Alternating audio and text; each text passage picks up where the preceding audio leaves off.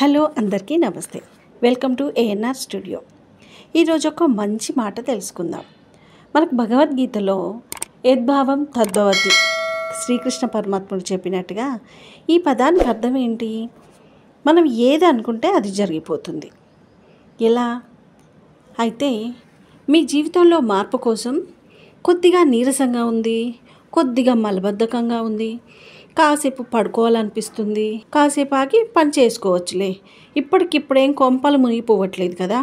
నీకు నువ్వు ఇచ్చుకునే ఈ ఆటో సజెషన్స్ని నువ్వు ఎప్పుడైనా గమనించావా? హ్యూమన్ బ్రెయిన్ చాలా గొప్పది. హ్యూమన్ బ్రెయిన్ చాలా గొప్ప ఎగ్జిక్యూటర్. మీరు అనుకున్నవన్నీ తూచా తప్పకుండా అమలు చేస్తుంది.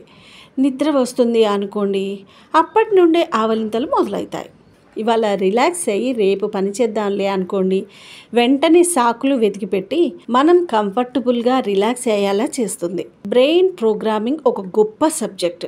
ప్రతి క్షణం మన థాట్ ప్రాసెస్ని గమనించుకుంటూ, మన బ్రెయిన్ని సిస్టమేటిక్గా పెట్టుకుంటూ, అవుట్పుట్ని సమీక్షించుకుంటూ చేయాల్సిన పని. ఒక్క క్షణం కమిట్ అవ్వు. నేను ఏది ఏమైనా ఈ పని చేస్తానని నెక్స్ట్ మినిట్ నీ చావు రాసిపెట్టి ఉన్నా మొదట నువ్వు అనుకున్న పని చేశాకే చచ్చిపోతావు. అది బ్రెయిన్ సిస్టమ్. అది మన గొప్పతనం కాదు, మన బ్రెయిన్ గొప్పతనం. నువ్వు ఏదనుకుంటే అది చేసి చూపెడుతుంది. అందుకే ఎప్పుడు గొప్పగా ఆలోచించు. నువ్వు ఇప్పటికిప్పుడే కష్టపడతానంటే నీ ఆవలింతలు, నీ నిద్రని, నీ బద్ధకాన్ని, నీ జలుబుని, నీ జ్వరాన్ని, నీ చుట్టూ ఉన్న అన్ని డిసప్పాయింట్మెంట్లని పక్కన పడేసి నీ బ్రెయిన్ నీ పని మీద ఫోకస్ చేయడం మొదలుపెడుతుంది. గుర్తుంచుకో, నీ బ్రెయిన్కి ఫీడ్ ఇవ్వాల్సింది నువ్వే.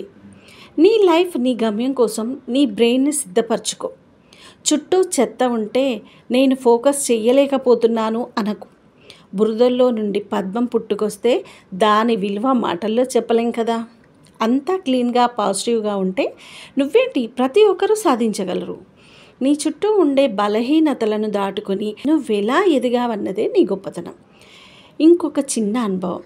ఏదైనా ముఖ్యమైన పని కోసం మనం అలారం పెట్టుకుంటే అలారం కొట్టకముందే 2-3 సార్లు మనలని నిద్ర లేపుతుంది. నిద్రావస్థలో ఉన్న మన మెదడు తాను 24/7 అంత అలర్ట్గా ఉంటుంది, మనల్ని ఉంచుతుంది. ఎటొచ్చి మనమే దాన్ని జోకట్టేస్తుంటాం.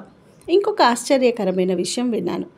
ఒక మనిషి రోడ్డు ప్రమాదంలో తల పగిలి మెదడు బయటికి వచ్చి ఉన్న స్థితిలో హాస్పిటల్లో ఆపరేషన్ జరిగేలోపు అతని మెదడుకి డాక్టర్లు నీకేమీ కాదు, నువ్వు బాగుంటావు అని పాజిటివ్ సజెషన్స్ ఇస్తూనే ఉంటారట.